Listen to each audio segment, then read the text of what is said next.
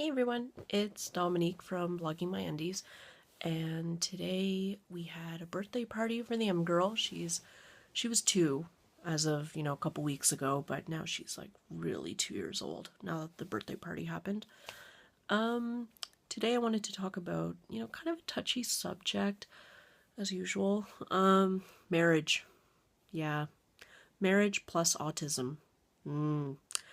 I guess I see a lot through different Facebook group pages that I follow. People asking how to save their marriage, or it's too late, their partner or spouse left them already because they couldn't handle having an autistic child and or the needs or the financial responsibilities or what have you. It's not easy, that's for sure. Regardless what part of the spectrum your child is on, it's definitely hard, and it's hard on a marriage as well. I mean, I'll get down to the nitty gritty here, I guess. Having any personal private time with my spouse, the hubster, it was almost non existent at some points of our relationship, our marriage, which will be 9 years this month. And that was just simply because, the V man woke up at, the creak in a floor, a crumb falling, he just didn't sleep for the first 3 years of his life. So everything was so hush hush, and he slept in our bed for the first 2 years. I mean, he was only breastfed for like a year and a couple months, but still, he just could not let go of us. And then shortly after, we got the diagnosis and we had the A man, so it made more sense why, putting him in his own bed disturbed his routine so much. But I guess, not that I'm a professional by any means, but I guess the best advice I can give any of those parents that are struggling or thinking of leaving, try again. I mean, I've tried to leave, I've thought of leaving, and it had nothing to do with my child having autism specifically. It's just I could not, and I did not feel like I was strong enough or a mother enough. I just didn't have those feelings. And reflecting back, it very well could have been like a slight case of postpartum blues with the V man and after the A man. Because with the V man, I mean, I had moved to Finland from Canada, in August, and then he was born in the fall, so like a couple months after. And we had only one family that we knew of, so that was kind of lonely. And of course, I'm grateful there's the internet, and we have, Skype and Facebook and so on, and now WhatsApp and Messenger. But it was a very lonely time, and it was very difficult. And I was so amused and excited about a new baby, and everything they did was cute and disgusting at the same time, that I think I skipped the postpartum blues, the immediate sense, with the V man. But then when the A man came, it was just so exhausting. I mean, I would promise to have, the laundry done and, a decent dinner, not something frozen and, tossed in a frying pan. But at the same time, having the thought in my mind of leaving, it seems crazy and it seems cruel, but I think what keeps me going is I'm so curious. I have a very strong sense of curiosity and nosiness, and I'm dying to know like what my kids will be like and what they'll do when they get older, and that is what keeps me going. And for the hubster, I think, I don't entirely speak on his behalf because I asked him this question last night, and he just kind of shrugged at me because he wasn't feeling well. But if he gives me a more detailed answer, I can let you know. But I think for him, he just takes it a day at a time like I do as well. So, today could be hell in a handbasket, and tomorrow will be a-okay. So I just try to take things as they come, and I adapt pretty easily to whatever gets thrown my way. Like this past weekend slash last week, the M girl's been sick, and then she passed it on to the V man, and now the hubster has it. It's some kind of nasty stomach virus, so it's not so fun, but we're dealing with it. Um, I guess the thing is that's most important in any marriage, regardless of what kind of situation you're in, like whether you have an autistic child, a Down syndrome child, hearing impaired, visually impaired, or a neurotypical child, even, you know, it's super important to carve out time for each other, not just intimately, but also, have a date. And it doesn't have to be fancy, it doesn't have to be expensive. If you're happy going for Toonie Tuesday at KFC or whatever, do it. Just take a break. And dates don't have to be at night either. They can be a morning cup of coffee at a local cafe or having a fancier than usual cup of coffee at home. Just take a moment and cherish your partner and help each other out.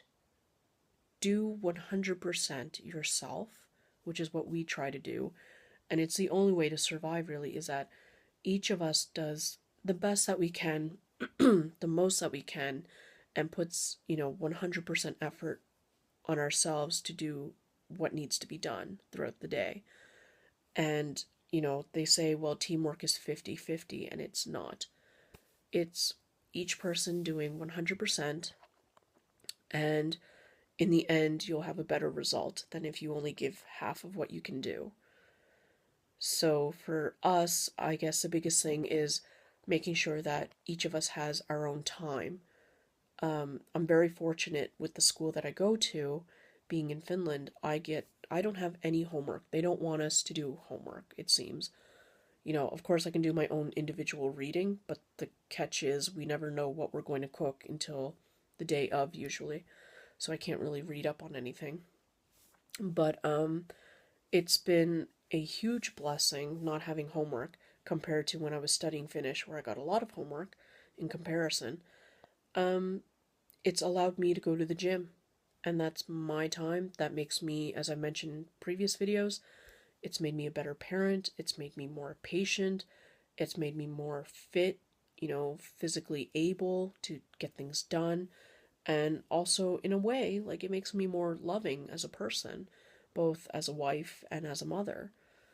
And for the hubster, what I try to do for him is just try to make decent meals and try to pick up after myself because I'm really bad at that and not lose my phone so much. But just little things to show that you appreciate each other. And it's not always like, oh, thank you, and seeking recognition all the time. Because sometimes in the run of a day, there's just no time to say like, hey, honey, I really appreciate that you put away the laundry today, and you put away the dishes, yada yada yada. Sometimes there's just not enough time for us to say that. So to show our appreciation otherwise, I might pick him up a beer from the grocery store, or you know cook him something a little more special, or fill up his water, his teapot or something, just little things to show each other that you appreciate each other, and that you do appreciate that they're going 100% for you by also doing 100% yourself. So, yeah, I guess that's the biggest thing. And our relationship is not perfect by any means, and I have had thoughts of, leaving my family, especially after finding out I was pregnant with the M girl. No offense to her, love her and everything, she's adorable. But the concept and the idea of having a third child that was not exactly planned or in our cards, so to say, and also the risk of having another boy with a special need, it just threw me into a deep, dark hole. It's not something medically I can prevent. It's not something, if the child had, something. So it was quite stressful, but I have to say, the hubster did what he could do. There's only so many hugs and so many, like, you'll get better. Why don't you take a nap and I'll watch the kids? There's only so much he could offer. And then he just came out right and said, why don't you book an appointment with a psychologist? And sometimes that's what you need to do to make it through to the next day, the next week, the next month, the next year, the next moment.